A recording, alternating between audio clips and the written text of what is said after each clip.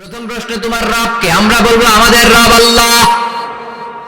দ্বিতীয় প্রশ্ন, ওমা দীনু, তোমার ধর্মের নাম কি? আমরা কি বলবো?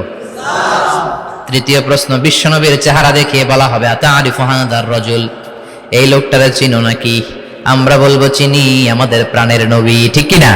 চাঁদের চেয়ে সুন্দর তুমি নবী আমার কামলিহিওয়ালা, দু জাহানের বাদশা তুমি প্যারা নবী সাল্লে আলা, চাঁদের চেয়ে সুন্দর তুমি নবী আমার কামলিহিওয়ালা, ঠিক কি না?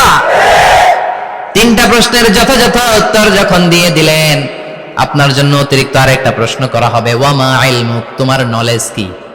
তিনটা প্রশ্নের উত্তর যে তুমি করতে পারলা, কিভাবে পারলা, কেমনে জানলা? নকল করে বলছো নাকি জেনে বুঝে আসছো? প্রথম প্রশ্ন, তোমার রব কে? আমরা বলবো আমাদের রব আল্লাহ। দ্বিতীয় প্রশ্ন,